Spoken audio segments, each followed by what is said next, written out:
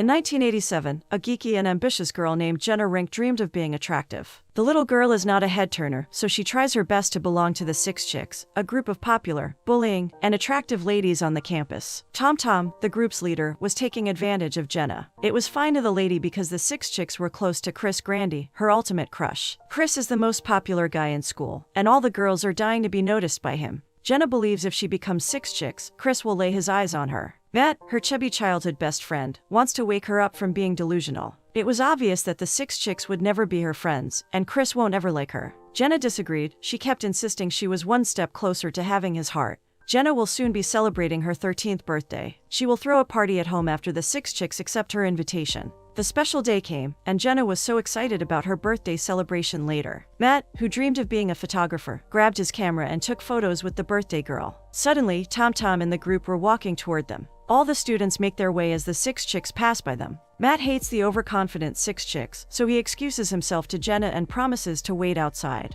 Tom Tom informed Jenna that her crush, Chris, would also attend her party. Unfortunately, there was a group project proposal to be submitted the next day, so they couldn't come. Jenna offered to make the report just for them to attend the celebration. The Six Chicks were laughing inside. They couldn't believe how fooled she was for not noticing they were only faking friendship. Jenna, on the other hand, can't stop smiling after having a conversation with the group. Her party would be special because of their presence. Matt was secretly in love with Jenna, and he was against her inviting the Six Chicks. For him, she is way cooler and more original than Tom Tom, and she can be popular in her ways. Jenna looked at him with disgust. She doesn't want to be original but to belong in the Six Chicks group. She feels proud the famous girls will attend her party. Jenna went to her room and put on makeup. Beside the mirror is her favorite fashion magazine, Poise. Models of Poise are indeed pretty, and their look was Jenna's inspiration for her makeup. The lady wore her sky blue top and dark skirt to complete the disco outfit. Her parents went inside the room to record a video of her first day as a teenager. They greeted her, and her dad was the one holding the camera. Jenna hid her face because she hated cameras. She knows she doesn't look good in it. Her mom cheered her up and said she was beautiful in her ways. The teenager went to the basement where the celebration was held. She put on the television Michael Jackson's hit, Thriller, and imitated the dance craze. She loves dancing with her best friend. In fact, they have memorized the steps. Shortly after, the thoughtful Matt gave his gift. It was in a big box, and Jenna looked excited to open it. Matt knew she loved Barbie, so he made her a pink dollhouse with some of her favorite things inside. On the second floor, she was in a bubble bath reading Poise magazine. There were mini stereos in the next room since she loved music, and Matt was downstairs holding a camera to protect her from harm. The young boy also sprinkled wishing dust on the house, hoping one day, Jenna's dreams and wishes would come true. The doorbell rang, and the lady rattled to fix the place to make it presentable. Matt was hurt that she hid the house in the storage room and reasoned out they needed a space to dance. Jenna welcomed the Six Chicks. She was all smiling, but they never greeted her. They went inside, removed their jackets, and let the birthday girl carry all of them. As usual, it was fine for Jenna as long as she made friends with them. Shortly after, a car stopped by. It was Chris Grandy with his friends. Jenna's world stops as she stares at the tall and attractive Chris. She couldn't believe that her crush made an effort to attend her party. At the basement, the Six Chicks and Chris stared with disgust at Matt.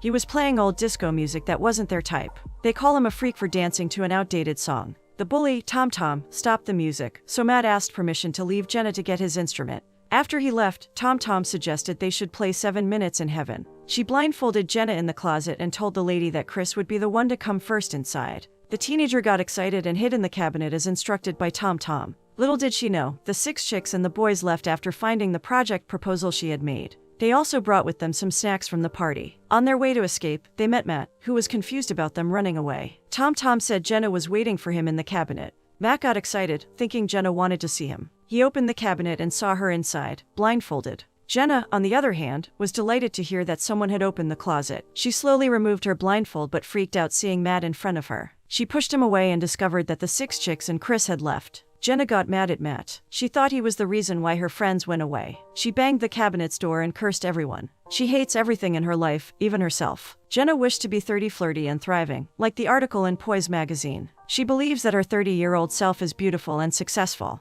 The dollhouse was shaking, and the wishing dust sparkled. It echoed Jenna's voice wishing to be 30. The next day, Jenna woke up after falling from bed. She banged her head on the door and realized she was still wearing blindfolds. She went outside the room and got confused. She was not in the basement or at their house. Terrified, Jenna called her mom and dad. They never answered, so she continued looking around an unfamiliar apartment. She freaked out seeing herself in the mirror. She looks mature like a lady in her 30s. Surprisingly, her nose is pointed, and she has body curves to flaunt. Jenna liked her appearance, however, she had no idea how it all happened. In the living area, the lady saw mail addressed to her. The date indicated 2004, and the address was in New York. Jenna wanted to confirm if everything she discovered were fact, so she dialed her parents' number. A recorded ringtone said they left for a Caribbean trip, and they could not entertain calls. Jenna felt lonely. She never knew her mom and dad would have a vacation without her. Jenna got up after hearing music on the table. It kept ringing, but she didn't know what it was. Suddenly, a man's voice was heard in the bathroom. Jenna rattled. She grabbed an umbrella to attack the man. The door opened, and he was topless. Jenna freaked out and ran outside with her coat and bag. In the lobby, she heard the strange music again. She never knew where it came from, but it kept following her. A blonde woman in a taxi keeps calling her name.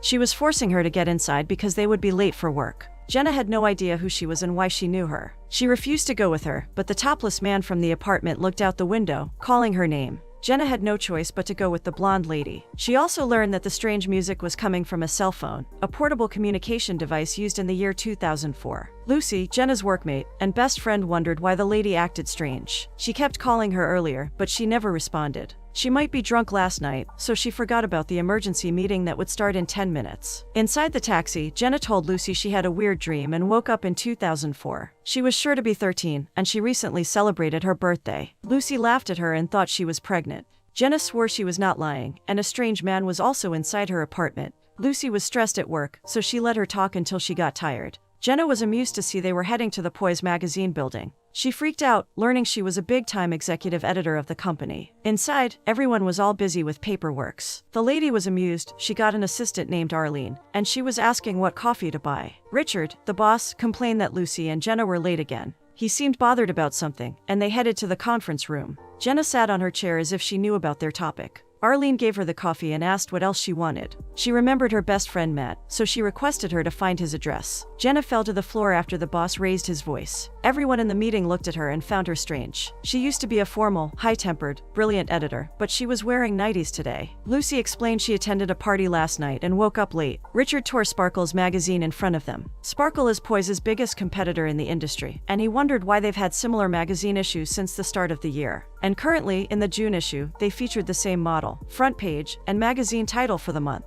Richard speculated that someone from his team was spying on Sparkle. Lucy agreed. She said Jenna fired an employee yesterday because she caught her writing down notes for Sparkle. Jenna had no idea about it, but she nodded yes for them to stop asking her. Richard continued and informed everyone there will be a company party later. They have to think of an idea on how to convince the guests that Poise remains the leading fashion magazine in New York. Jenna went to her office and saw some portraits displayed on the walls. She wondered why she had some photos of the topless guy earlier and a fan sign from Madonna. By looking around the working area, it appears she has achieved many things in life. However, she got curious about how time flies so fast after her 13th birthday that she never remembered meeting Madonna. Someone knocked on the door, and it was her secretary. Arlene informed the lady her parents had called earlier. Jenna got mad for not letting her know about it. The assistant finds her strange. She doesn't want to be disturbed by family calls, and she almost fired her the last time because of that. Jenna felt bad. She never knew she did that to her parents. Arlene also told her she found Matt's address. Jenna went to Matt's apartment. Jenna opened up to him and said that something strange had happened when she woke up. She hugged him so tight, but he was cold to her. He was not the energetic and sweet Matt she knew. It was that moment when Jenna discovered they were not friends anymore. They never met after high school because she had a different circle of friends, and they took another college course. Jenna almost had a breakdown, overwhelmed with the new information about her life from Matt. She acted like a kid and asked for a fluffy pillow to calm herself. Matt, on the other hand, was surprised she visited. He was wondering why she acted like she never knew herself. He doesn't know her life either because they were not on good terms for over a decade. He missed her so much and was glad to see her again. Matt accompanied her home. To help her remember everything, he let her open the high school photo album he had compiled. Jenna was delighted to know she had become the leader of the 6 chicks. She realized that Tom was Lucy, and they became best friends eventually. Matt said that Lucy had plastic surgery, which is why she never recognized her. Jenna flipped another page and saw she became the prom queen and her crush, Chris Grandy, was her king. She could not believe she got everything she wanted, including her job at Poise magazine. Matt, on the other hand, was her opposite. He never achieved anything in life, even his dream to become a famous photographer. Jenna's phone rang. It was about the limousine reservation she had never booked. The attendant replied that her assistant had made the reservation and that the vehicle would take her to the company's party. The lady was amused. She jumped on the couch, excited to ride in a limo. Before Matt could leave, she invited him to the party. The man left the apartment smiling. He was extremely happy with the thought of reconciling with Jenna. Later that night, Jenna wore a neon green dress and makeup. She looked like a party girl from 1987 with her disco outfit. The lady went inside the elevator and met a teenager named Becky. They were the same age, and the 13-year-old inside her wanted to be her friend. Becky, on the other hand, wondered why Jenna talked to her. They were neighbors, but she was never that friendly before. Regardless, she complimented her dress, and they became friends after. Jenna invited the young lady to visit her apartment sometime. She owns different girly bags, and Becky can have some if she wants to. Jenna felt alive seeing the black limo waiting for her. She couldn't stop smiling, watching the city lights at the window of the vehicle's roof. At the party, she saw Lucy stunning in her mermaid dress. Richard approached them and complimented their look. He told the ladies to enjoy the night and dance. Loud music filled the air, but Jenna never liked it. She found the party boring and went upstairs to drink glasses of cocktails. After feeling tipsy, she went back to Lucy. They were laughing as they talked about men. Suddenly, Lucy noticed Trish Sackett, editor of Sparkle magazine, blending into the crowd. She also approached them and spoke rudely. Jenna stared at her with disgust. She might be the reason why Sparkle was copying their monthly magazine issues. She only left after Jenna insulted her. Richard, on the other hand, was bothered that the guests were already leaving when it was still 11 p.m.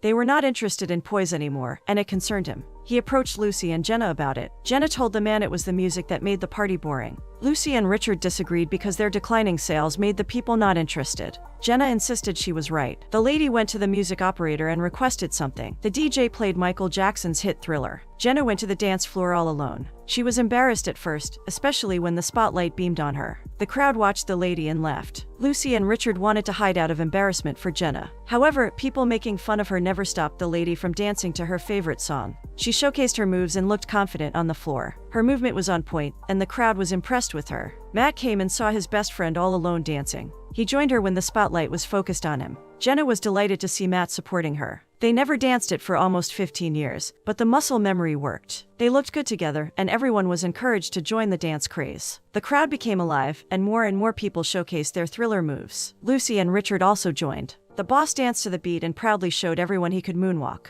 The crowd was cheering for him, and they all enjoyed the night, thanks to Jenna. Days passed, and Jenna seized the moments of her life at 30. She shopped on weekends and partied with Lucy. One night, Lucy told her that a hot guy was checking her out. Jenna was flattered and looked behind to see the man. He was indeed attractive, and she found him cute. Jenna stood up to meet the guy, but Lucy freaked out when the lady approached a 13-year-old boy. The teenager inside Jenna was dying to know him. Lucy pulled her out and thought she was crazy. Outside the club, Jenna saw the topless guy again. People were circling him to get an autograph. She wondered why he kept staring and calling her beautiful. She learned from Lucy that he was Alex, her boyfriend, and a famous hockey player. He was undoubtedly attractive, but Jenna never had romantic feelings for him. After a while, Jenna was delighted to see Matt on the streets. She missed him so much and hugged him. Matt was also glad to see the lady, and his eyes kept sparkling, staring at her. Suddenly, a lady from a shop went near them. It was Matt's fiancée. He was so proud to introduce her to Jenna. She is an anchorperson for weather reports in Chicago, and Matt plans to move with her after the wedding.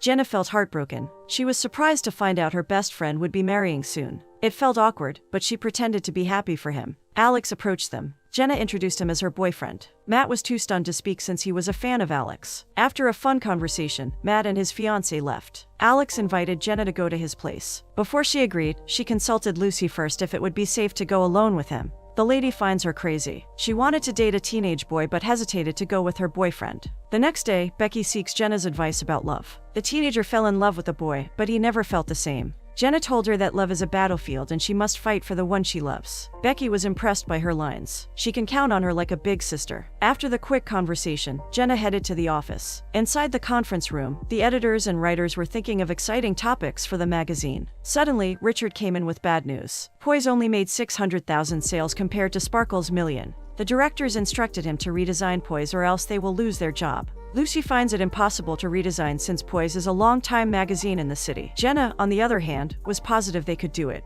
For her, it would be fun to take down Sparkle in that idea. Richard applauded her positive mindset. He instructed her and Lucy to work together to create a better version of Poise. After the conference, Jenna walks to her office. Arlene informed her she received calls from people, and she wrote them down on paper. Jenna reads it, and she was shocked that a writer was mad after she stole her scoop. A wife of her office mate accused her of sleeping with her husband. Shortly after, Pete from the art department came to her office and kissed her. Because of that, she discovered that her 30-year-old self was having an affair with him. Jenna kicked her and went out of her office. She was bothered to know all the mistakes her adult version committed. Outside her office, she overheard Lucy talking to a colleague. They talked behind her for stealing Charlotte's idea and firing her after. They also noticed she seemed lost for the past few days, and Lucy got tired of working with her. She told the lady to hire the best photographer in the city. She plans to create an idea to redesign Poise on her own without Jenna knowing. She wants their boss to terminate her right away. Jenna had a breakdown with all the revelations. She went home crying and disappointed in how she turned out as a bad person. She was a shy and sweet girl then, and she couldn't believe it all had changed instantly. Jenna wants Matt's comfort, so she goes to his apartment. She invited him for a walk to talk about many things. Jenna asked what had happened to their friendship back then. Matt told the lady that it all started after the 7 Minutes in Heaven game. He sang a happy birthday song to her, but she got mad at him after the 6 chicks and Chris left. She threw the dollhouse on his face that he made for her. Since that day, she never talked to him anymore, which is how their friendship broke. Jenna was tearily apologizing to Matt. She never realized how rude she was. She continued crying, asking him if he had an idea how she lived her adult life. She discovered she never had real friends, stole the writer's idea, had an affair with a married man, and refused to talk to her parents. Matt couldn't respond and felt bad for her. Jenna ran away, embarrassed of herself. The lady decided to visit her hometown in New Jersey. She arrived at their house and went inside the closet in the basement. She couldn't stop crying as she regretted everything she had done to Matt. That same night, her parents came home. She hugged them tight and missed them so much. She felt bad for ignoring their calls at work. Now, she wanted to compromise for treating them badly. She spent the night with her parents and slept beside her mother. The next day, Jenna asked her mom if she regretted making a mistake. The old woman replied she never regretted anything.